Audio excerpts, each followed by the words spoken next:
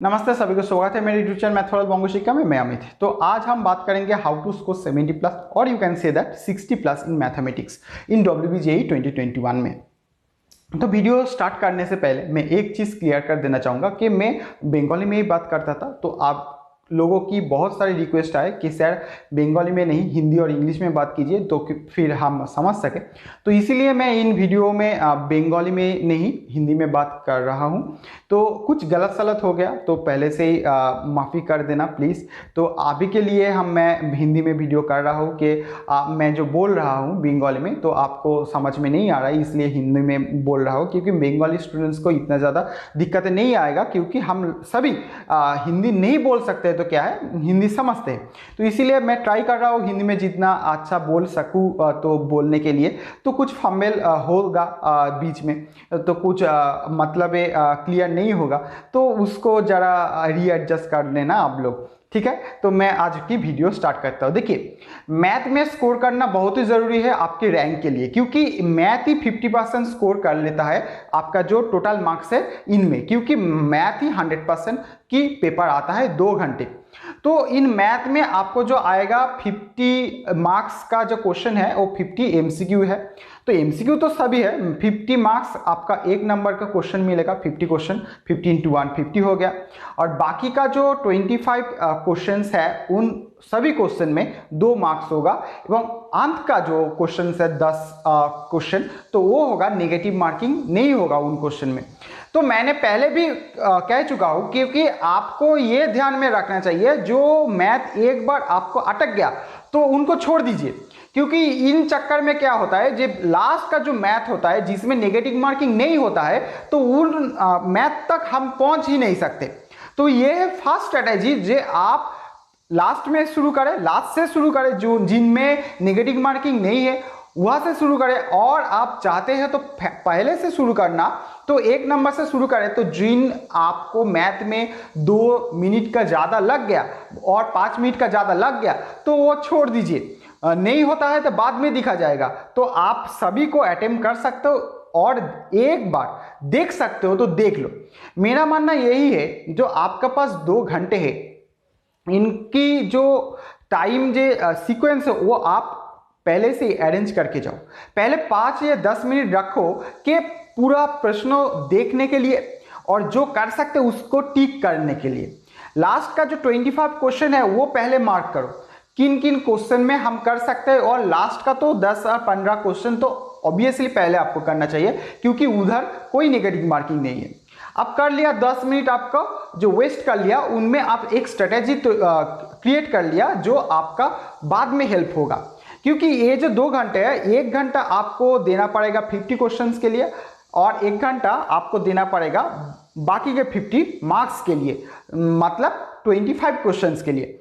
ये स्ट्रेटेजी आप चेंज भी कर सकते हो, मैं जो बोल रहा हूँ यही आपको अपनाना पड़ेगा। ये बिल्कुल ही मैंने नहीं कहा, क्योंकि आपकी स्ट्रेटेजी आप खुद क्रिएट कर सकते हो। मैं ये बोल रहा हूं कि आप पहले क्वेश्चन को देख लीजिए, कौन किन किन क्वेश्चंस को आप सॉल्व कर सकते हैं। क्योंकि स्टूडेंट्स को ज़्यादा ये दिक्कतें आती है जे नेक्स्ट माने सीक्वेंस वाइज 1 2 3 4 करके जाता है, तो देखा जाता है 2 घंटे के बाद वो सभी 50 और 40 क्वेश्चन सॉल्व किया, बाद का 25 और 30 क्वेश्चन वो नहीं दिखा। तो नहीं दिखने के बाद जो वो एग्जाम के अंत में माने 2 घंटे के बाद वो जब क्वेश्चंस को देखेगा तो उसको अफसोस होगा कि मैंने ये 25 और 15 क्वेश्चन क्यों नहीं देखा, ये तो बहुत आसान था। तो इन चक्कर में क्या होगा, वो 1 घंटा जो आपका ब्रेक है वो आपका क्या होगा, बर्बाद हो जाएगा। तो बाकी जो 2 घंटे के लिए आपको फिजिक्स और केमिस्ट्री का पेपर है वो बिल्कुल ही खत्म हो जाएगा, वो उसमें आप स्कोर ही नहीं कर सकते, क्योंकि आपका तो दिमाग में पहले क्या गलती किया तो यही चलेगा आपका दिमाग में। इसीलिए मैं ये कह रहा हूं कि आप टाइम लीजिए, आप टाइम लेकर 10 या 15 मिनट लेकर आपके जो क्वेश्चन है वो देखिए। देखने के बाद पहले जो 1 घंटे में आप 50 जो 1 नंबर के क्वेश्चन है ये कितना सॉल्व कर सकते हैं तो कर लीजिए। बाद का जो आपका 1 घंटा है वो 25 क्वेश्चंस के ऊपर दीजिए। आप उल्टा भी कर सकते हैं, पहले 1 घंटे आप 25 क्वेश्चन में दीजिए। तो आपकी ये टारगेट होना चाहिए, आपकी जो 75 क्वेश्चंस हो वो 1.5 घंटे में और 1 घंटा 40 मिनट में आपका कंप्लीट हो जाना चाहिए। और आप एटलीस्ट एक बार तो देख लेना चाहिए, जो सभी क्वेश्चंस को मैंने एक बार तो देख लिया। ये जो रेस्ट ऑफ 20 मिनट्स टाइम है, तो वो 20 मिनट टाइम में आपका जो सम्स अटक गया था और जो सम लेंदी था, आपने सोचा जी ये कर सकता हूँ मगर टाइम वेस्ट होगा तो पहले ही छोड़ दिया था, उनको आप ये 20 और लास्ट के आधे घंटे में करके देखिए जो इनको आपके आंसर लेकर आ सकते हैं कि नहीं। तो ये स्ट्रेटजी अपनाना पड़ेगा। तो यहाँ पर और एक बात है, जो कौन सी चैप्टर है जिनमें हम ज़्यादा फोकस कर सकते हैं ये 2-3 दिन में, क्योंकि आप नए से शुरुआत करके पहले से शुरुआत करके लास्ट तक तो हम नहीं कर सकते, क्योंकि कॉन्सेप्ट समझना पड़ेगा, फॉर्मूला समझना पड़ेगा, जो आपका जहन में है, जो इतना दिन आप करके आए हैं वही टॉपिक आप रिवाइज करेगा तो आपके लिए ही बेहतर होगा, क्योंकि नए कुछ सीखने को जाएगा तो आपका पहले से ही जो आप सीखा था वो भी भूल जाएगा, तो अल्टीमेटली आपका जो स्कोर हो गया वो तो 0 ही हो गया। तो देखिए यहाँ पर मैंने कुछ साल की अकॉर्डिंग मैंने कितना क्वेश्चंस आए, हम एक डेमो दिया है इन टॉपिक में। तो बात का टॉपिक क्या क्या करना चाहिए, 5 और 10 चैप्टर्स, कौन कौन चैप्टर हम कर सकते हैं और देख सकते हैं, उसका फॉर्मूला देख कर जाना चाहिए एग्जाम से पहले। तो इन वीडियो में मैं सभी की बात यहाँ पर करूँगा। तो पहले देखिए हम 3 जो आपके लिए रखा है, एक है डिटर्मिनेंट मैट्रिक्स, बहुत ईजी है, बहुत लेंदी भी नहीं है, बहुत हार्ड भी नहीं है, आप कर सकते हैं। तो जो स्कोर करना चाहेगा तो ये स्कोर करने के लिए ये टॉपिक तो बहुत ही जरूरी है। मैंने पिछले वीडियो में ही कहा था डिटरमिनेंट मैट्रिक्स में, तो यही करना आपको चाहिए, क्योंकि ये से यहाँ से 4 से 6 मार्क्स आता है। क्योंकि देखिए 2020 में 1 मार्क्स का 4 क्वेश्चन आ गया, 2019 में 1 मार्क्स का 4 क्वेश्चन और 2 मार्क्स का 1 क्वेश्चन आ गया, 2018 में 3 क्वेश्चन आया 1 मार्क्स का और 2 क्वेश्चन आया 2 मार्क्स का। तो आप ये पैटर्न को फॉलो कीजिए, देखिएगा 4 से 6 मार्क्स आपको आता ही आता है। तो जो टॉपिक आपका 4 से 6 मार्क्स ले आता है और इतना ज़्यादा हार्ड भी नहीं है, आपको स्कोर करा सकता है, तो इन टॉपिक को तो आप इग्नोर ही नहीं कर सकते ना। तो इसको इग्नोर करेगा तो आपका ऑटोमेटिकली आपका जो रैंक है वो तो नीचे आ जाएगा, क्योंकि जो अच्छे स्टूडेंट्स है जो रैंक करना चाहता है इन टॉपिक को किसी भी हाल में वो छोड़ना नहीं चाहेगा। तो दूसरा जो टॉपिक है सेट रिलेशन मैपिंग फंक्शन, ये टॉपिक, तो सेट रिलेशन मैपिंग ये जो टॉपिक है ये भी बहुत अच्छा और इम्पोर्टेंट टॉपिक है, क्योंकि यहाँ से भी बहुत सारे क्वेश्चंस आता है और ये कॉन्सेप्चुअल क्वेश्चन आता है। ये यहाँ पर से इतना हार्ड क्वेश्चन नहीं आता है, ये आप समझ लीजिए, क्योंकि यहाँ से जो क्वेश्चंस आता है वो बेसिक क्वेश्चंस है, कॉन्सेप्चुअल क्वेश्चंस है। यहाँ से हम स्कोर कर सकते हैं। ये क्वेश्चंस बहुत आसान नहीं, ये नहीं कहूँगा, बट ऐसा भी नहीं आएगा कि आप इनको आंसर नहीं कर सकते। और बहुत इंपॉर्टेंट जो बात है, ये यहां से भी आपका 4 मार्क्स तो आएगा ही आएगा। तो यहाँ से 4 में मिनिमम मार्क्स भी यहाँ से लूंगा तो 4-4 8 तो मार्क्स ये 2 टॉपिक से हो ही गया। मगर ये से 4 और ये से 4 नहीं है, यहाँ से 4 से भी ज़्यादा मार्क्स आता है, क्योंकि देखिए 2020 में 2020 में 1 मार्क्स का 2 क्वेश्चन और 2 मार्क्स का 4 क्वेश्चन 2 मार्क्स का 2 क्वेश्चन आ गया, यहाँ पर 6 मार्क्स आ गया। यहाँ पर देखिए 3 यहाँ से 2019 में 4 क्वेश्चंस आ गया मार्क्स 1 का और 3 का क्वेश्चंस आया 2 मार्क्स का, लगभग 10 मार्क्स।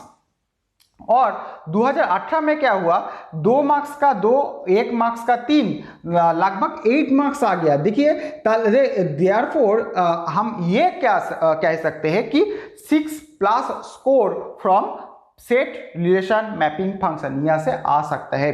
तो ये 2 टॉपिक तो हो गया। तो लास्ट में आते हैं बहुत ही एक इंटरेस्टिंग टॉपिक जो कैलकुलस में है, सो वो है इंटीग्रेशन एंड डेरिवेटिव। देखिए ये तो इंटीग्रेशन का डेफिनाइट इंटीग्रेशन हो और आपका इनडेफिनाइट इंटीग्रेशन हो, definite indefinite both are easy, but आपको डेफिनाइट का प्रॉपर्टी इनडेफिनाइट इतना फॉर्म में है, स्पेशल फॉर्म में है, सब्स्टिट्यूशन है, बाई पार्ट से, तो ये सभी को आपको ध्यान में रखना चाहिए। और डेरिवेटिव तो फर्स्ट ऑर्डर सेकेंड ऑर्डर आप करके ही आए हैं, क्लास 11 में ही आप कर रहे थे, 12 में भी फर्स्ट ऑर्डर सेकेंड ऑर्डर कर रहे थे। तो यहाँ से देखिए लगभग 8 प्लस और 6 प्लस स्कोर यहाँ से भी हो सकता है, क्योंकि 2020 में 6 क्वेश्चंस आए हैं मार्क्स 1 में और 3 क्वेश्चन आए हैं मार्क्स 2 में, लगभग 12 मार्क्स, ठीक है, लास्ट ईयर में। 2019 में देखिए 4 और इधर 2 6 मार्क्स हो गया। 18 में 7 और 2 9 मार्क्स हो गया। 17 में 7 और 6 13 मार्क्स हो गया। 2016 में 4 और 4 8 मार्क्स हो गया। तो आप पैटर्न देखिए, 6 का नीचे कोई मार्क्स यहाँ से नहीं आएगा। तो आपकी जो ये तीनों टॉपिक है लगभग मैक्सिमम आप पकड़ के चलेंगे तो 20 प्लस स्कोर ये आपका ले आ सकता है, और मिनिमम आपका 14 और 15 मार्क्स ये ले आ सकता है। तो मैंने जस्ट एक एग्जाम्पल दिया आपको कि इन जो चैप्टर है, इन चैप्टर में क्या क्या कर सकते हैं। इसके अलावा आपको करना ही चाहिए जो है वो है 3D वेक्टर, ये करना ही चाहिए। आपका कॉनिक सेक्शन, ठीक है, कॉनिक सेक्शन आपको करना ही चाहिए, ये भी बहुत अच्छा और इम्पोर्टेंट टॉपिक है। कॉनिक सेक्शन का वीडियो आज रात की और आज रात में हो सकता है तो मैं अपलोड कर दूंगा, नहीं तो कल सुबह ही आपका मिल जाएगा कॉनिक सेक्शन का वीडियो, ये देख लेना, ये बहुत इम्पोर्टेंट है। कॉनिक सेक्शन 3D वेक्टर और आपका हो गया। कॉनिक सेक्शन का ये अलावा आप कर सकते हो तो यहाँ पर 3D वेक्टर हो गया, 3D जियोमेट्री और आपको जो डिफरेंशियल इक्वेशन, ये 4 टॉपिक बहुत इंपॉर्टेंट है। तो 3D वेक्टर हो गया, कॉनिक सेक्शन हो गया, 3D जियोमेट्री हो गया, और एक चीज़ वो है प्रोबेबिलिटी। तो इन चैप्टर को आपको करना ही चाहिए, क्योंकि इन चैप्टर से आपका जो मैक्सिमम मार्क्स है ना वो आ जाएगा, आप इजी से 50 और 60 स्कोर कर सकते हैं। तो क्योंकि इन जो चैप्टर्स है determinant, matrix, set relation, 3D geometry, 3D vector, conic section, probability, integration, derivative, limit, differential equation, इन जो चैप्टर 10 या 11 चैप्टर जो है वो आपका मैक्सिमम स्कोर लेकर ही आएगा। तो इन चैप्टर की जो फॉर्मूला है, जो ट्रिक्स है, जो आप सीख कर आए हैं, आप उनको नोट डाउन कीजिए। जस्ट आप एक बार देख लीजिए कैसे हम करेंगे इस सम्स को, जस्ट एक बार देख लीजिए, ज़्यादा इनमें जोर मत दीजिए। जो शॉर्टेस्ट टाइम है इनमें जस्ट आप रिवाइज करिए जो करके आए हैं। नए चीज़ किसी भी सब्जेक्ट में नहीं करेगा तो बेहतर है, क्योंकि जो सीख कर आए वो भी भूल जाने की एक प्रोबेबिलिटी हो जाएगा। तो इसीलिए मेरा एक सजेशन सभी के लिए है कि मैथ में आप अगर 70 प्लस स्कोर और 50 प्लस और 60 प्लस कर सकते हैं, क्योंकि ये जो चैप्टर की बात मैंने किया, इन चैप्टर में से ही ज़्यादा से ज़्यादा क्वेश्चन आएगा। तो पहले से ही ये बात आपकी क्लियर कर देना चाहूँगा कि एग्ज़ाम की प्रिपरेशन एक है और एग्ज़ाम से पहले जो स्ट्रेटेजी वो अलग चीज़ है।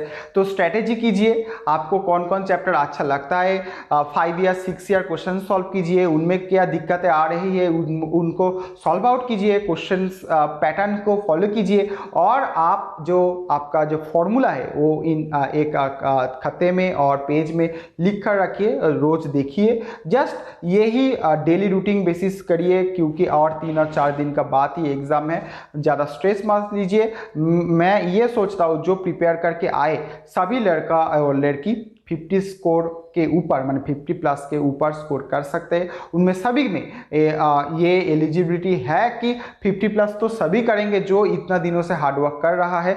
तो आपको ये वीडियो अच्छा लगा हो तो ऑब्वियसली लाइक कर देना, आपके जो दोस्त है दोस्त में शेयर कर देना, और अभी तक जो सब्सक्राइब नहीं किया तो सब्सक्राइब कर देना।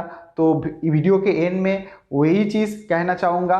तो अगर पूरा वीडियो में हिंदी में कुछ गलत सलत बोल दिया तो आप सोचिए जब आपकी WBJE के लिए जैसे प्रिपेयर कर लिया तो आपका तो हो गया ना, तो मैं भी हिंदी में बात करना स्टार्ट किया तो मेरा भी कुछ दिन बाद प्रिपेयर हो जाऊंगा अच्छे से हिंदी बोलने के लिए। तो टिल देन आप मेरे चैनल को और मेरे वीडियो को सपोर्ट कीजिए, लाइक कीजिए, सब्सक्राइब कीजिए, शेयर कीजिए and till then take care, good bye.